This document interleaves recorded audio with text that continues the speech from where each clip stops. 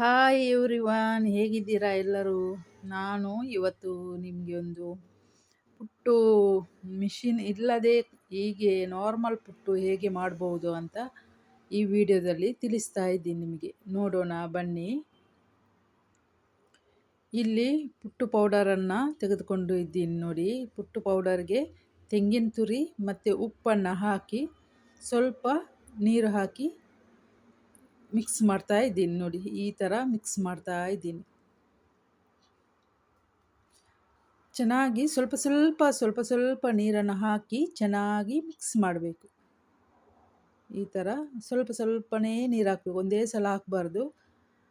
ಸ್ವಲ್ಪ ನೀರು ಹಾಕಿ ಚೆನ್ನಾಗಿ ಮಿಕ್ಸ್ ಮಾಡಬೇಕು. ಅದು ಗೊತ್ತಾಗುತ್ತೆ ಕೈಯಲ್ಲಿ ಉಂಡೆ ಕಟ್ಟುವಾಗ ಒಂಥರ ಬಿಡಿ ಬೀಳಬಾರ್ದು, ಉಂಡೆ ಥರ ನಿಲ್ಲಬೇಕು. ಆ ಥರ ಅದನ್ನು ಹದ ಮಾಡಬೇಕು ನೀರು ಹಾಕಿ. ಈಗ ಅದನ್ನೊಂದು ಪಾತ್ರೆಯಲ್ಲಿ ನೋಡಿ, ಇಲ್ಲಿ ಇಡ್ಲಿ ಪಾತ್ರೆನ ಇಟ್ಟಿದ್ದೀನಿ. ಈಗ ಅದಕ್ಕೆ ಒಂದು ಬಟ್ಟೆನ ಹಾಕಿ, ವೈಟ್ ಕಲರ್ ಬಟ್ಟೆನ ಹಾಕಿ ಈಗ ಇದರಲ್ಲಿ ಬೇಯಿಸ್ಲಿಕ್ಕೆ ಇಡ್ತಾ ಇದ್ದೀನಿ ನಾನು. ಬಿಸಿ ಆಯಿತು ನೀರು. ಈಗ ಇದಕ್ಕೆ ಪುಟ್ಟುನ ಇಡೋಣ. ಒಂದು ಬೌಲ್ನಲ್ಲಿ ತೋರಿಸ್ತೀನಿ ನಾನು. ಬೌಲ್ನಲ್ಲಿ ಹಾಕಿ ಇಡ್ಲಿ ಥರ ಮಾಡಿ ಇಡೋದು ನೋಡಿ. ಈ ಥರ ಇಡ್ಲಿ ಥರ ಮಾಡಿ ಇಡೋದು ನೋಡಿ, ತೋರಿಸ್ತೀನಿ ನೋಡಿ. ಈ ಥರ ಬೌಲ್ನಲ್ಲಿ ಹಾಕಿ ಇಡ್ಲಿ ಥರ ಮಾಡಿ ಇದರಲ್ಲಿ ಇಟ್ಟು, ಇದರಲ್ಲಿ 3 ಹಿಡಿಯುತ್ತೆ, ಮತ್ತು ಹಿಡಿಯಲ್ಲ. ಸ್ವಲ್ಪ ದೊಡ್ಡದಾಯಿತು ಇದು.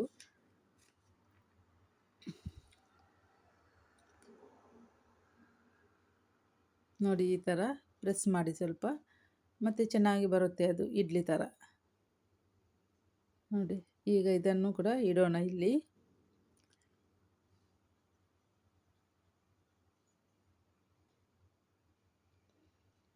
ಇನ್ನು ಒಂದು ಮಾಡಿ ಇಡೋಣ ಇಲ್ಲಿ. ಈಗ ಇದನ್ನು ಒಂದು 20 ನಿಮಿಷ ಸ್ಟೀಮ್ ತೆಗೆಯೋಣ. ಇದರದ್ದು 20 ನಿಮಿಷ ಬೇಕು.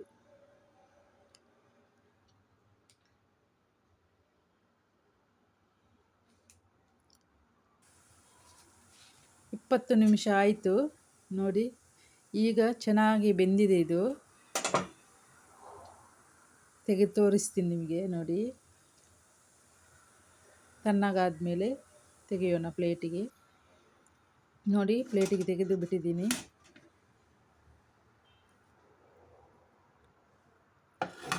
ನೋಡಿ. ಕಟ್ ಮಾಡಿ ತೋರಿಸ್ತಾ ಇದ್ದೀನಿ ನಾನು ನಿಮಗೆ ನೋಡಿ. ಚೆನ್ನಾಗಿ ಬಂದಿದೆ ಇದು ಒಂದು ಮೆಥಡ್. ಇನ್ನೊಂದು ಮೆಥಡಲ್ಲಿ ನಾನು ತೋರಿಸ್ತಾ ಇದ್ದೀನಿ.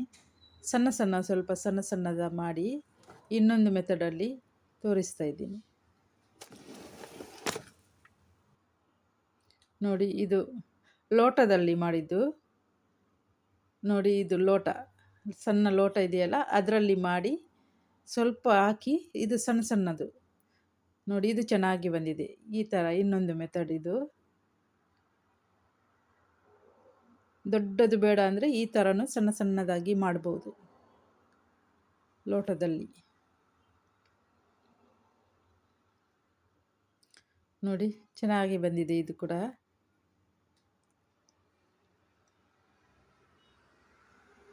ಈಗ ಇದನ್ನು ಕೂಡ ಕ್ಲೋಸ್ ಮಾಡಿ 20 ನಿಮಿಷ ಸ್ಟೀಮ್ ತೆಗೆಯೋಣ. ಇದರದ್ದು 20 ನಿಮಿಷ ಆಯಿತು. ಈಗ ಇದನ್ನು ನೋಡೋಣ ನೋಡಿ. ಇದು ಕೂಡ ಚೆನ್ನಾಗಿ ಬಂದಿದೆ ನೋಡಿ. ಇದು ಕೂಡ ಚೆನ್ನಾಗಿ ಬಂದಿದೆ ಪುಟ್ಟು.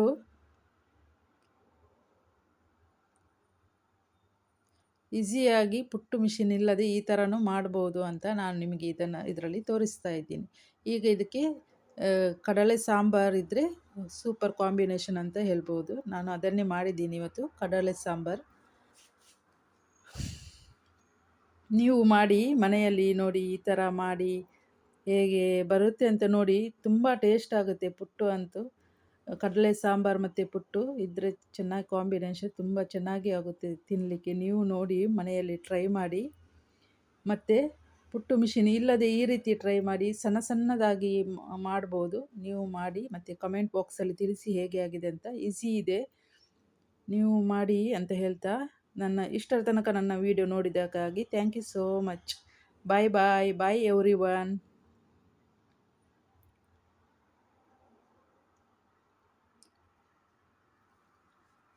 ಬಾಯ್ ಬಾಯ್.